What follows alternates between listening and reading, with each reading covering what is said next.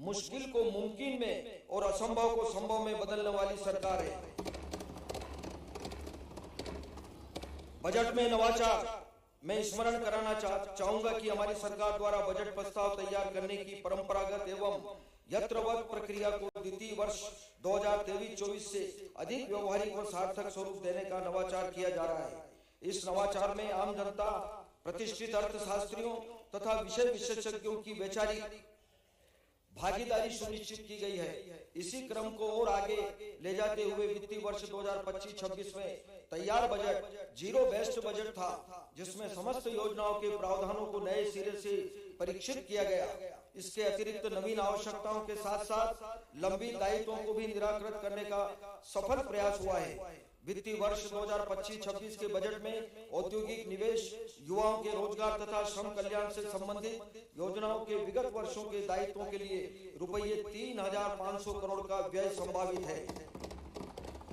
महोदय, मुझे यह अवगत कराते हुए गौरवानुभूति हो रही है कि हमारी सरकार ने नवाचारों की श्रृंखला में इस वर्ष एक और कड़ी रोलिंग बजट के रूप में जोड़ी है, जो एक गतिशील वित्तीय नियोजन की प्रक्रिया है। इसके आधार पर वित्तीय वर्ष 2026-27 के बजट प्रस्तावों के साथ वित्तीय वर्ष 2027-28 एवं 2028-29 के संभावित प्रस्तावों की एक झलक सदन को अवगत कराने का नवाचार किया गया है। मेरी जानकारी में संभवतः हमारा प्रदेश रोलिंग बजट प्रस्तुत करने वाला देश में प्रथम प्रदेश है। रोलिंग बजट की जानकारी बजट साहित्य में पृथक से प्रकाशित है। इसके अतिरिक्त इस वर्ष एक नवीन संकलन बहुआयामी गरीबी सूचकांक माननीय सदस्यों के लिए बजट साहित्य में उपलब्ध है। बहुआयामी गरीबी सूचकांक MPI नीति आयोग द्वारा बनाया गया एक व्यापक सूचकांक है, जो गरीबी को केवल आय से नहीं बल्कि स्वास्थ्य, शिक्षा और जीवन स्तर के 12 प्रमुख संकेतकों के आधार पर मापता है। हमारी सरकार ने पहली बार बहुआयामी गरीबी सूचकांक आधारित बजट प्रक्रिया को संस्थागत रूप दिया है। वर्तमान जियो पॉलिटिक्स एवं वैश्विक अस्थिरता के दृष्टिगत पूर्व वर्षों के महंगे ब्याज दर एवं डॉलर मुद्रा आधारित ऋणों को कम ब्याज की दरों अथवा अन्य मुद्रा आधारित ऋणों से परिवर्तित करने का निर्णय लिया गया है। इसके तहत प्रस्ताव शीघ्र ही भारत सरकार को प्रेषित किया जाएगा। प्रदेश के ऋण प्रबंधन एवं राजकोषीय प्रबंधन को और पारदर्शी तथा प्रभावी बनाने के उद्देश्य से मध्यम अवधि ऋण प्रबंधन फ्रेमवर्क को अधिक सुदृढ़ किया जा रहा है। इसके साथ ही बजट निर्माण की प्रक्रिया को अधिक वैज्ञानिक तथा सरलीकृत करने के उद्देश्य से नवीन बजट मैनुअल तैयार किया जा रहा है। आर्थिक परिदृश्य, महोदय, हमारे देश का यह सौभाग्य है कि श्री नरेंद्र मोदी जी का प्रभावकारी नेतृत्व देश को प्राप्त है। माननीय श्री मोदी जी की दूरदर्शिता एवं दृढ़ प्रतिज्ञता के परिणाम स्वरूप भारतीय अर्थव्यवस्था विश्वसनीयता अर्थव्यवस्था के रूप में उभरी है। वैश्विक अनिश्चितताओं के उपरांत भी अर्थव्यवस्था में निरंतर गतिशीलता रहने के परिणाम स्वरूप हमारा देश विश्व की चौथी सबसे बड़ी अर्थव्यवस्था बन गया है। मजबूत घरेलू मांग, डिजिटल एवं तकनीकी क्षमता, अधोसंरचना विस्तार एवं विनिर्माण जैसे कारकों से बने उत्साहजनक आर्थिक वातावरण से प्रमुख देशों में हमारी अर्थव्यवस्था वर्ष 2026 में विश्व की सर्वाधिक तेजी से बढ़ने वाली अर्थव्यवस्था होगी। वित्तीय वर्ष 2025-26 के लिए भारत सरकार के आर्थिक सर्वेक्षण के प्रथम अग्रिम अनुमान अनुसार भारत की सकल घरेलू उत्पाद की विकास दर 7.4% है तथा IMF द्वारा भी यह दर 7.3% अनुमानित की गई है, जो वैश्विक औसत 3% से अधिक है।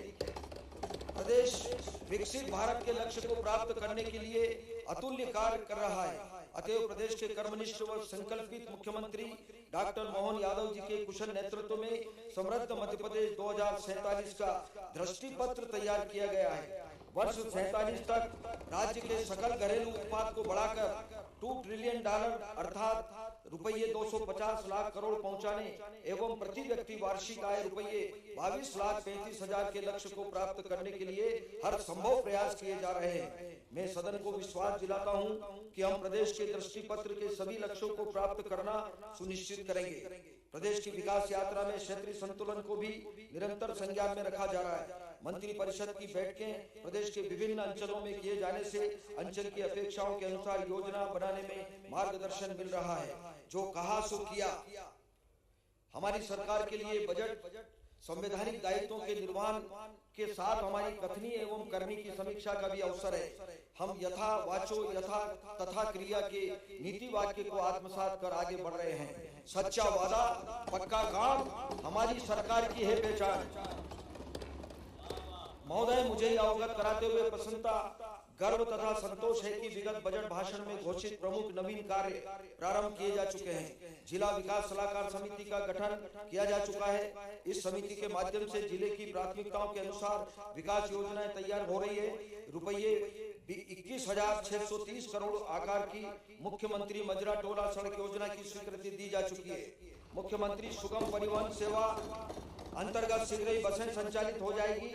निराश्रित गोवंश के संरक्षण के लिए गौशालाओं को दे अनुदान प्रति गोवंश प्रति दिवस रुपये 20 से बढ़ाकर रुपये 40 किया गया है। ग्राम विकास पर केंद्रीय मुख्यमंत्री वृंदावन ग्राम योजना स्वीकृत की जा चुकी है। मुझे सदन को अवगत कराते हुए हर्ष है कि विगत बजट भाषण में कौशल विकास के उद्देश्य से घोषित लोक माता देवी अहिल्याबाई कौशल विकास कार्यक्रम प्रारंभ किया जा चुका है। गत बजट भाषण में निजी निवेश से संपत्ति निर्माण योजना की घोषणा की गई थी। मुझे प्रसन्नता है कि जन निजी भागीदारी मॉडल पर हाल ही में धार एवं बैतूल में चिकित्सा महाविद्यालयों का शुभारंभ हुआ है।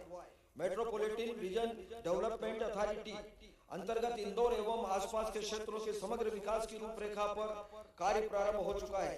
प्रदेश में नगरीय क्षेत्रों में गीता भवनों की स्थापना के कार्य प्रचलित है। इसी प्रकार अविरल निर्मल नर्मदा योजना आदि के भी कार्य प्रारंभ हो चुके हैं। राज्य स्तरीय बीमा समिति का गठन किया जा चुका है। विभिन्न विभागों में क्रमबद्ध रूप से शासकीय सेवकों की भर्तियां की जा रही है। शासकीय सेवकों से संबंधित घोषणाओं यथा पेंशन निर्धारण की प्रक्रिया को फैसले किए जाने के लिए केंद्रीकृत पेंशन प्रक्रिया प्रकोष्ठ का गठन तथा शासकीय सेवकों के भत्तों का पुनरीक्षण किया जा चुका है। अतः सदन आश्वस्त रहे कि इस बजट भाषण में सम्मिलित नवीन कार्यक्रमों पर भी समय सीमा में सकारात्मक एवं परिणामजनक कार्य होंगे। मौजों के थपेड़े से डरकर जो साहिल पर रुक जाते हैं, वो लोग कहां कश्ती अपनी तूफान में उतारा करते हैं। महोदय, हमारा प्रदेश कृषि उत्पादन तथा किसान कल्याण के स्वर्णिम युग की ओर अग्रसर है। हमारी सरकार ने किसानों की समृद्धि के लिए वर्ष 2026 को किसान कल्याण वर्ष घोषित किया है। हमारी सरकार के लिए घोषणा सरकारी एजेंडा नहीं बल्कि हकीकत में बदलने का संकल्प है। अन्नदाता के श्रम से खेतों में स्वर्ण निखरता है। उन्नत बीज और तकनीक से भाग्य नया अब सजता है। समर्थ किसान और समृद्ध डगर की नई कहानी है। धरती पुत्र के स्वाभिमान में विकसित मध्य प्रदेश की निशानी है। बजट पर चर्चा के समय मुझे यह बताते हुए गर्व है कि हमारा प्रदेश दाल उत्पादन में प्रथम, गेहूं एवं तिलहन उत्पादन में द्वितीय स्थान रखता है। देश के कुल सोयाबीन उत्पादन का लगभग 35% हमारे प्रदेश में उत्पादित होता है। हमारा प्रदेश देश का तीसरा सबसे बड़ा दुग्ध उत्पादन वाला प्रदेश है। प्रदेश का संतरा, टमाटर, धनिया एवं लहसुन उत्पादन में देश में प्रथम स्थान, सब्जियों एवं फूल उत्पादन में देश में दूसरा स्थान है। प्रदेश में 213 लाख हेक्टेयर क्षेत्र में 670 लाख मैट्रिक टन खाद्यान्न उत्पादन हो रहा है। प्रदेश में खाद्यान्न संकुल भंडार में क्षमता 421 लाख 24,000 मैट्रिक टन है, जो देश में सर्वाधिक है। बजट रखने दीजिए, आपको चर्चा का समय मिलेगा तब चर्चा कीजिए। खेती के विभिन्न चरणों यथा भूमि तैयार करने से शुरू करके उत्पादन की बिक्री तक की प्रक्रिया में किसानों को सहायता एवं मार्गदर्शन सुनिश्चित किया जा रहा है। कृषि भूमि तैयार करने के लिए कस्टम हायरिंग सेंटर के माध्यम से मिट्टी की गुणवत्ता अनुसार फसल के चयन के लिए साइल हेल्थ कार्ड सहकारी समितियों के माध्यम से उन्नत बीज एवं उर्वरक सिंचाई के लिए पर्याप्त पानी तथा विश्वसनीय विद्युत आपूर्ति, फसल भंडारण, उपज का मंडी तथा बाजार में विपणन, भावांतर योजना, प्राकृतिक प्रकोप से क्षति की स्थिति में फसल बीमा, विभिन्न राहत योजनाओं के माध्यम से कृषकों को सहायता, जैविक एवं प्राकृतिक खेती को प्रोत्साहन तथा पोस्ट हार्वेस्ट नरवाई प्रबंधन जैसी गतिविधियों द्वारा कृषि कार्य के प्रत्येक चरण में किसानों के साथ हमारी सरकार खड़ी है। इसके साथ ही किसानों के लिए मुख्यमंत्री किसान सम्मान निधि तथा शून्य ब्याज पर कृषि ऋण जैसी आर्थिक समर्थन की योजनाएं भी प्रचलित है। कृषि उत्पादन में वृद्धि के लिए सिंचाई की आवश्यकता सर्वोपरि है। किसानों को स्थायी सिंचाई पंप कनेक्शन की योजना अंतर्गत 1,25,000 ट्रांसफार्मर स्थापित है। सिंचाई के लिए ऊर्जा की निर्बाध आपूर्ति के सुदृढ़ करने के लिए प्रधानमंत्री कृषक सूर्य मित्र योजना अंतर्गत वित्तीय वर्ष 2026-27 में रुपये 3,000 करोड़ की लागत से 1 लाख सोलर सिंचाई पंप किसानों को उपलब्ध कराया जाना लक्षित है। हमारी सरकार किसानों के लिए कृषि उद्यानिकी पशुपालन तथा मत्स्य पालन आदि को मूल्य संवर्धन से जोड़कर रोजगार के व्यापक अवसर सृजित कर रही है।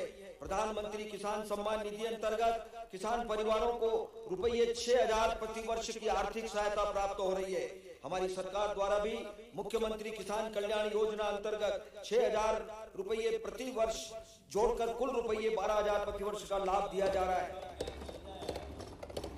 भावांतर योजना के अंतर्गत सोयाबीन के लिए 6,44,000 किसानों को रुपये 1,292 करोड़ का भुगतान किया गया है। भावांतर योजना के सुपरिणामों से प्रभावित होकर अन्य प्रदेशों द्वारा भी योजना में रुचि दिखाई गई है। महोदय, हमने विगत बजट भाषण में मुख्यमंत्री कृषक उन्नति योजना प्रारंभ करने की घोषणा की थी। इसके अंतर्गत किसानों को पारिस्थितिकीय संतुलन हेतु सहायक फसलें लेने पर राज्य सरकार द्वारा विशेष प्रोत्साहन राशि देने का प्रावधान है। मुझे अवगत कराते हुए प्रसन्नता है कि इस योजना अंतर्गत 6,69,000 किसानों को रुपये 337 करोड़ की प्रोत्साहन राशि दी गई है। जैविक एवं प्राकृतिक खेती हमारी सरकार की उच्च प्राथमिकता है।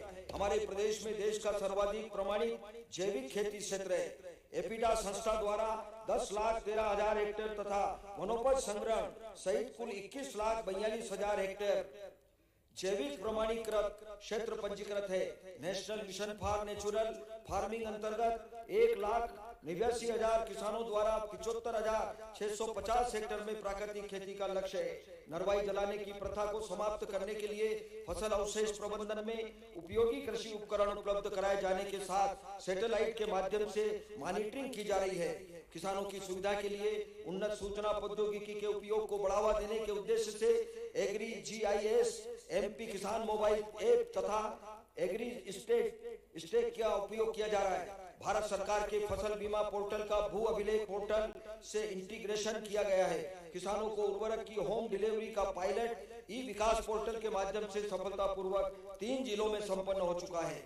कृषि उपभोक्ताओं को विद्युत बिल में दी जाने वाली राहत के लिए 20,485 करोड़, प्रधानमंत्री फसल बीमा योजना के लिए 1,299 करोड़, मुख्यमंत्री किसान कल्याण योजना के लिए 5,500 करोड़ तथा ब्याज मुक्त